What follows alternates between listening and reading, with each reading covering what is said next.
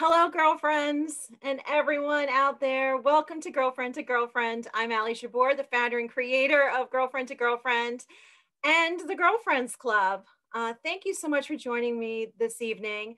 And if you were tuning in last week, you met Dr. Risa Reiger, and I think she just left me with so much incredible positive emotion, talking about relationships and love. And I really look forward to continuing that conversation with her in a couple of weeks. And I'll let you know when she's coming back. But I mentioned that because tonight, my guest, we're going to be talking about other kind of relationship. And that is if you are a mom or no mothers, what it's like to be a class mom or to be a volunteered mom. So I welcome, with an open heart and open arms, my girlfriend, Laurie Gelman, who is an author and currently recovering from a crazy ski accident. Freak, as my husband called it, a freak ski accident. I was on Facebook, and first of all, where were you? We were in Utah. We were skiing. My two daughters and my husband and I were having a little spring break. We hadn't traveled anywhere. My gosh. Right. Well, hi. No. Yeah. So we thought ooh, this will be, our big one trip out, and we were having such a good time. And it was literally on my birthday, and it was an easy part of the run. It wasn't particularly challenging, but it was crowded and it was narrow. So I was trying to avoid one mother and son who were stopped in the middle of the mountain. Not helpful, by the way, if anybody's asking. And then, so I swerved to the left, and then I did a little shoulder check, and someone was coming by me on the left. So I had to swerve right again. I skied over the back of this woman's skis, and that was it. I went backwards, upside down. I rolled like half a mile down the hill. It was kind of steep. And I broke my pelvis in two places. I was wondering, so did you shatter it, and how are you sitting right now? I know you're drinking wine, which is helping. Wine and drugs. Pills and booze, Allie. That's how I get through life. I get it. So tell me. I can sit and I can lie. I can't stand. So I can't walk for 6 weeks. And if you're a mother, if you're anybody, but especially if you have kids, the thought of not being able to walk, just to do stupid things like go to the fridge and get them a yogurt or whatever it is you need to do. Honestly, this has been the biggest challenge. And I guess I needed to learn this. The universe is trying to tell me to slow down or something. But yeah, this is where I am. So how did your husband and your daughters deal with this? Because when I looked at the picture on Facebook, first of all, you looked like a very little person. I'm like, oh my gosh, you looked like all these big people were standing around you, and you're on like the gurney. I don't even know what you always see the ski patrol people. That was like a ski patrol picture. That is not even remotely as fun as it looks. Let me just say that. We were at the tippy top of the mountain at Park City, and it was the longest ride down I've ever taken.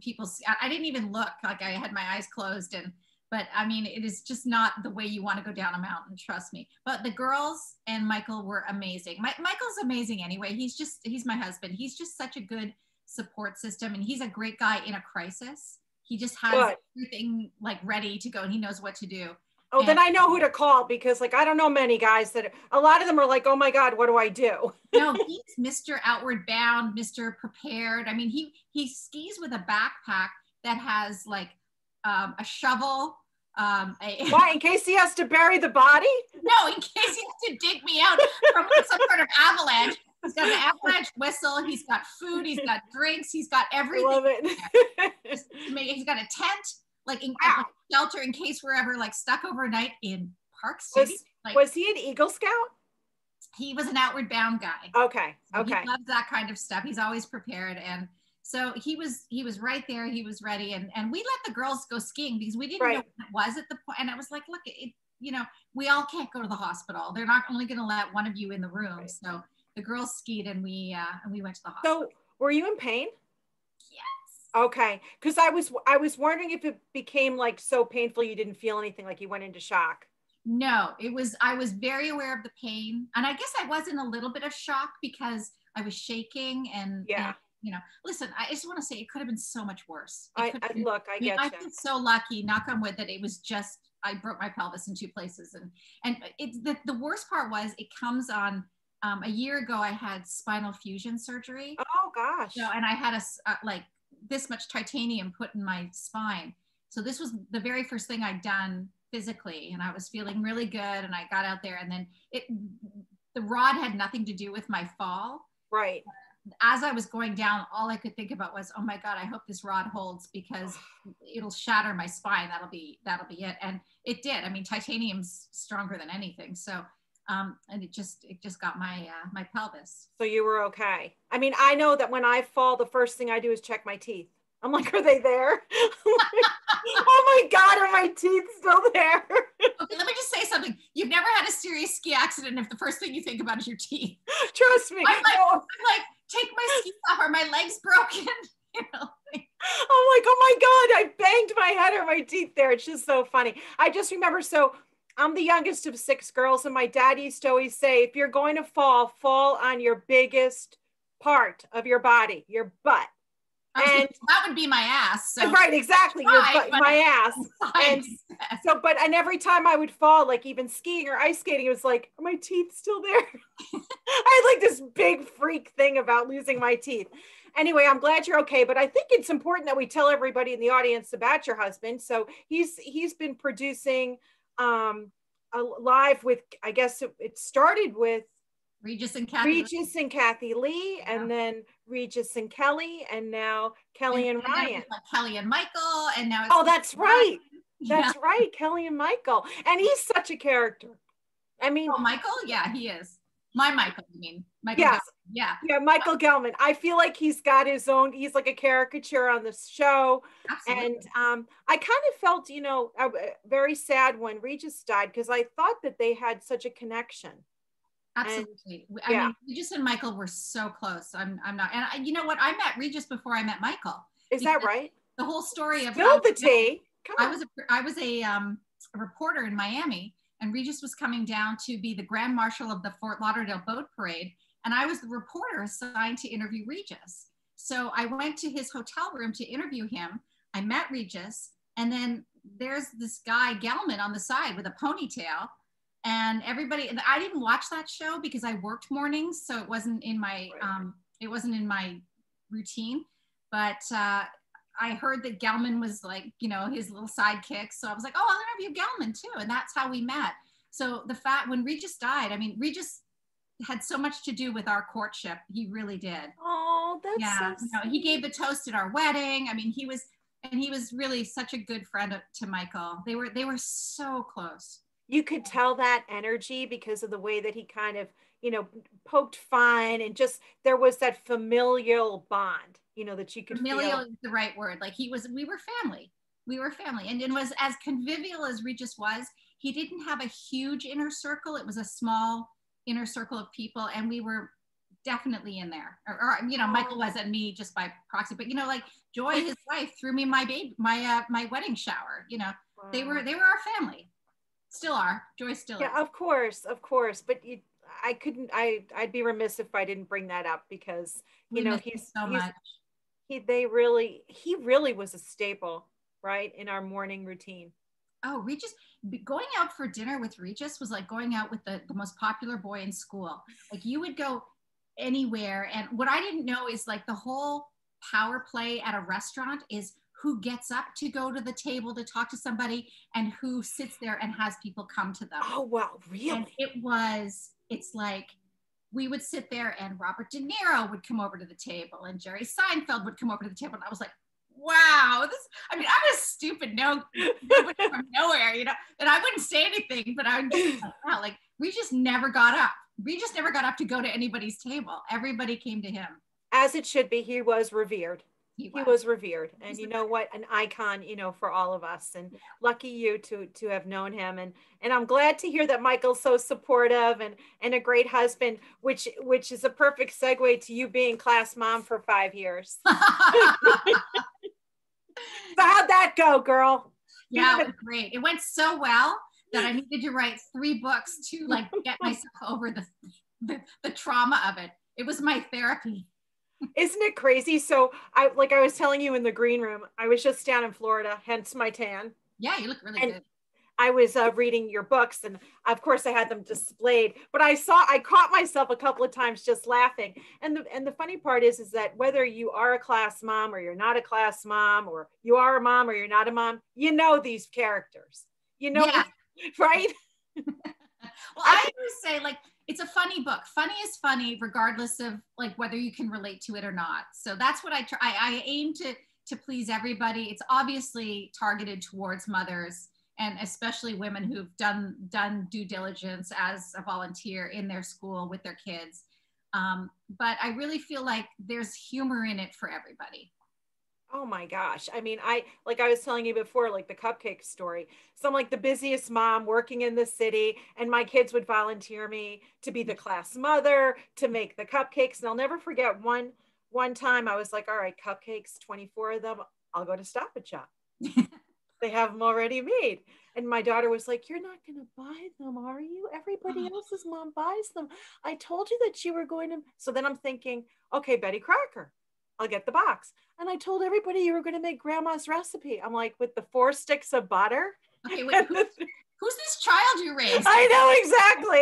I'm like, I told her. From now on, it's Dunkin' Munchkins. But I think, we've all been there. And but in all seriousness, part part of me wouldn't have changed anything to not be a part of my kids' class, and to get to know the teachers, and to get to know all the players. The mom that was constantly getting her nails done and couldn't possibly, buy anything but napkins. And then, everybody had a space. And well, that's my running joke is there's a named Jackie who only ever brings cups. She's like, I'll bring the cups. It's like, okay, Jackie. And you're like, Jackie, do you have a trunk full from Costco or something? It's like in Crazy Rich Asians. Oh, I'll come into the party. She opens up the trunk, cocktail dress. Right. She's got business dress. Yeah. And it's like, what do you have here? So explain to me what's coming up next. I mean, you have a new book coming out. So it's part 3, right? Okay. Yoga Pant Nation. And you have to tell the audience about how you create that name came to you before COVID, where we all just wear COVID. Naming a book is probably one of the toughest things you do. I mean, truly, I go through horrible emails with my editor and the people that at the publishing company, because everybody wants to be on board with a good title. Sure. And I mean, we've had knockdown, drag out fights about it. Seriously, it's been awful. And this one came to me because I wanted to do something that was sort of like Pantsuit Nation, but more for the mom set. So I just, all of a sudden I was like, Pantsuit Nation, Yoga Pant Nation. It was going to be like Athleisure Wear Nation. And like, I thought of a whole bunch of different ones, but then Yoga Pant Nation stuck, which was lucky. And it really, the book, she absolutely wears yoga pants. It's part of her, what I call the mom uniform. She's gone, the mom uniform used to be like jeans and a white t-shirt and a cardigan. And now it's every different kind of yoga pant you can possibly get, the bell bottom and the straight leg and the short ones and the dressy ones that have the fake pockets on them, all that. So this is part of her, which was going on in my life before COVID anyway. But then all of a sudden, like everybody's wearing yoga pants.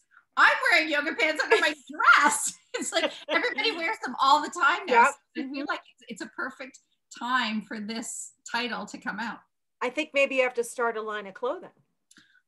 Yeah, in my spare time. Hi, yoga pant life, right? Yoga pant Nation. I have to do something with it for the launch of the book. Like there has to I think so. I think maybe you have a little launch party. Everybody's got to wear their favorite yoga pants, and maybe get Lululemon pants. Give away yoga pants. Even better. Mm-hmm. There you go. I'm thinking. So I want you to tell everybody. So you're the mom of 2 girls. I am. And like I said, you were class. So you said that you were class mom for 5 years. I'm pretty sure you were probably class mom for 12 years because we're all had 5 soul sucking years. Okay. No, I quit being class mom. This is a famous story. I don't know if you heard it, but I put a fatwa on the PTA because oh yes, I was fired for being class mom, Yes. Soul crushing incident that had very little to do with me and more to do with like everybody else. I would take no responsibility for it. And I put a curse on the PTA for like 7 years. I wouldn't do anything for them. And then I finally sort of, worked my way back in. But yeah, getting fired from a job you volunteer for and you didn't really want in the first place is about as crappy as it gets. Yeah, I mean, like, there you go. So how did the girls take this? Like, how did everybody react to you? The firing or the revenge books that I continue to write? Let's start with the firing, but the revenge books got a lot of tea in it. So yeah. The firing, I don't think my daughter really understood. She in first grade? It was my second daughter and she was in first grade. Okay. I'd already done it for years, Sure. And I think she was just like, oh, okay. I was like, sorry. Because, as you said, it's really nice to be in the classroom and to get to know the teacher and to see the dynamic. And you have that extra little bit of information and inside, knowledge of what's going on in the classroom. And I actually enjoyed that part of it. The other part where nobody volunteers for anything and you're the one that ends up bringing the sushi because nobody wants to bring anything but napkins or cups or whatever. Mm-hmm. And people, like, you write these emails. I would write these emails like I do in the books.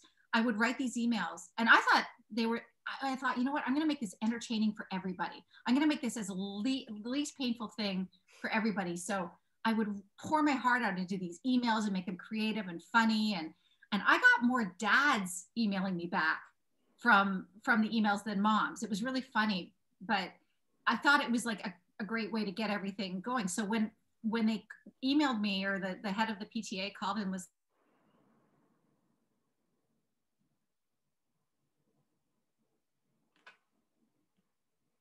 to just like tone down the emails, and she's like, oh, would you do that? And I said, no, I quit. Like, I'm really mad.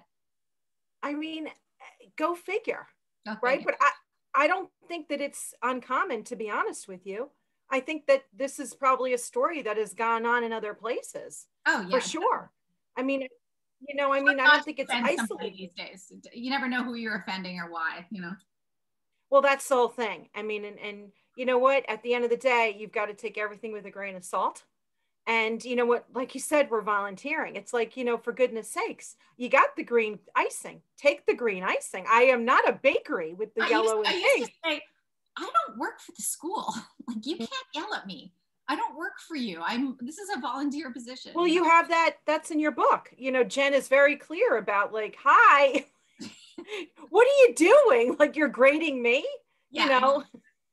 What's going on here. And I think, as mothers, we're the busiest people. We take on so much. There's nothing that we wouldn't do for our children. True. But then there's a line in the sand. It's like, enough is enough already. And, right. And I think that that's pretty clear. I mean, it's not that you don't love your children. It's that you hate the adults that are around you, because the adults start behaving crummy. That's the worst part, is like your child comes home and says, oh, I'm best friends with so-and-so today. And so you're like, oh, that's great. Let's set up a play date. And then all of a sudden you meet the mom and you become friends with the mom because the kids are friends. And then all of a sudden your kid comes home one day and says, oh, I don't like her anymore. I'm friends with this person now. And you're like, now you're stuck with this person. You probably wouldn't be friends with, you may or may not, I don't know, but chances are probably not. 100%. Yeah. I remember my kids are like, why don't you have, you like to have wine. I always sounded like a wino too. I mean, that was the other thing. Like, oh, my mom will have wine with you. And I'm like, you make it sound like I'm drinking wine every night. And then all of a sudden I find myself in my kitchen, with 12 women that I would never be friends with. Right. And, it's difficult, but then you find your people. And by the second kid, you figure out, oh, I don't have to be best friends with the mother if they're friends with the kid. And then you find that the moms you like, and then the other mothers gravitate to somebody else, and it works out. I remember learning that it was okay to drop the kids off. You didn't have to go in. You didn't have to have like a half-hour moment. Right. Go to the door, drop them off. Like, that was hard for me. No, that's a liberating moment when you realize that, oh my gosh, I don't have to stay there. Like, when they're babies, you have to. I know. It's like, you just never know if the damn cat's going to come and choke your kid. But that's truly. And then, of course, the evolution, right? And then you start to watch your children make friends. And you try not to have too much commentary because you want them to make their own choices. And then you start to think back to their mom that was in the kitchen with you 10 years ago, pounding the wine. Pounding the wine. I'm sure she has. You know, driving after pounding the wine. And you're like, wait a second. Let me just say, I got the best piece of parenting advice when I was pregnant with my first daughter. We were on vacation and we met this actress. Her name was Tova Felcha. I think I don't want to say she died because she may still be very much alive, but she's this wonderful actress. She's been in a million movies. And she said to me, the one thing I can tell you is you need to watch your kids' friends. Watch them carefully and feel like you can jump in, because no matter how great your kid is, they will never survive bad friends. And that is so true. Wow. Yeah, it was a great piece of advice. Yeah, and I was what, 6 months pregnant. I was like, what are you talking about, old lady? Like, but it's with you. You know, it's remained. It stayed with me, and it rings true to this day. So as your girls are, you know, older now, and you know, you've experienced so much, you know, what type of advice would you give your younger self? My younger self, a younger mother, or my younger self, like the younger mother? Oh, younger mother.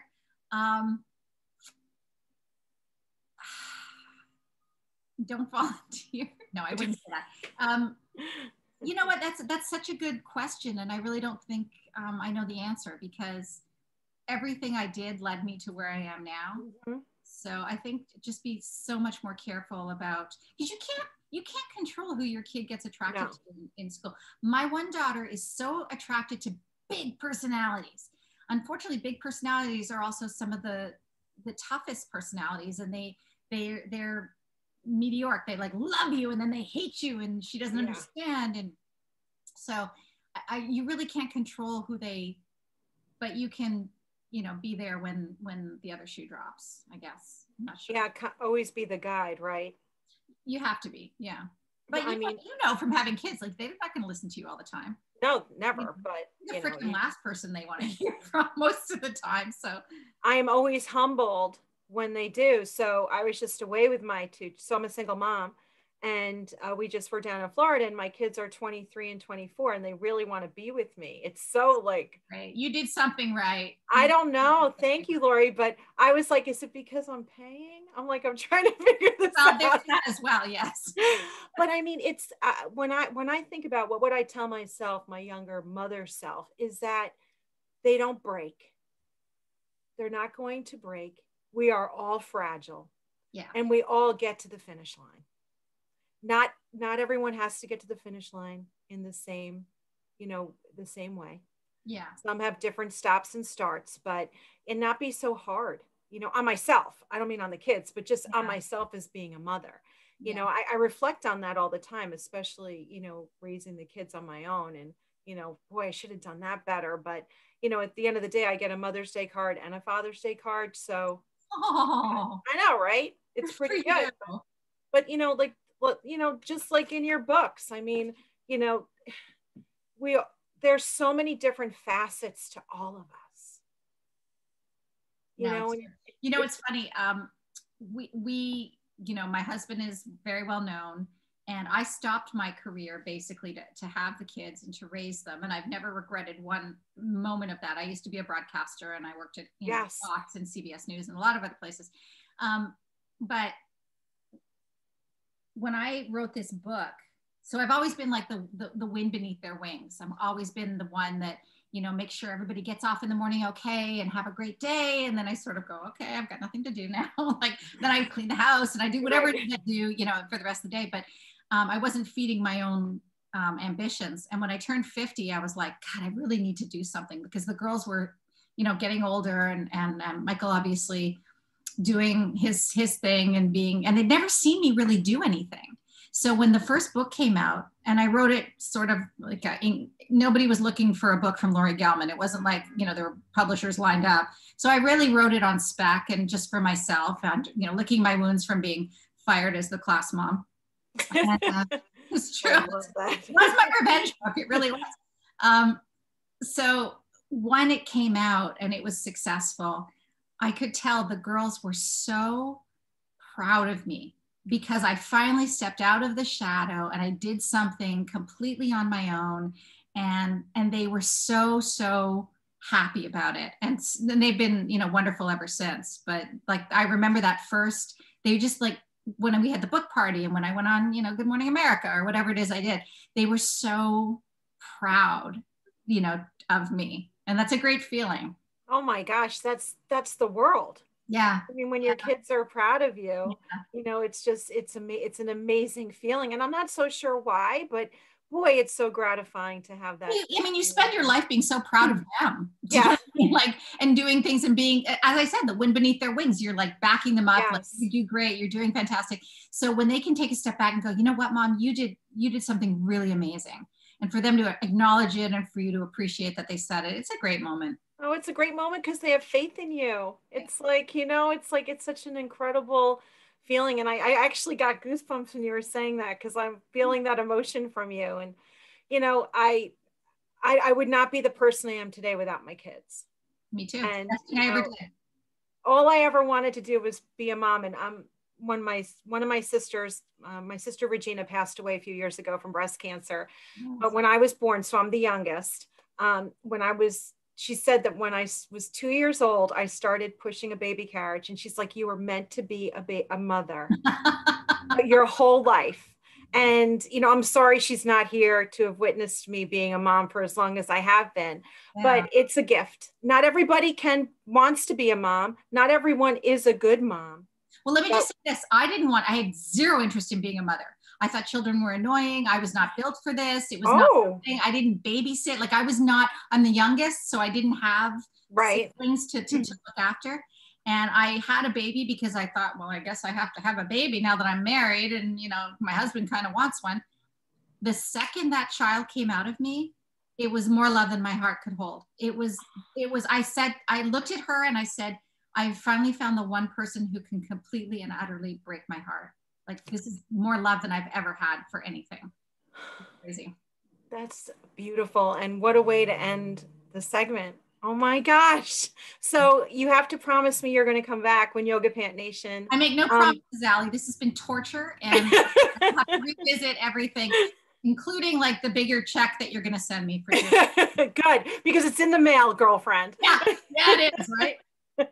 That and a nice big bottle of rosé, because I see you're enjoying the rosé. I hope you feel better. Thank you for coming on Girlfriends Club, Girlfriend to Girlfriend. It's been so fun getting to know you. Feel better, stay seated, and I will. Thank you. And thank you for having me. This has been an absolute joy. It's been really fun. Thank you. Well, you're coming back, so thank you. And to everyone out there, I'll see you next week. Have a great night. Mwah. Bye, everybody.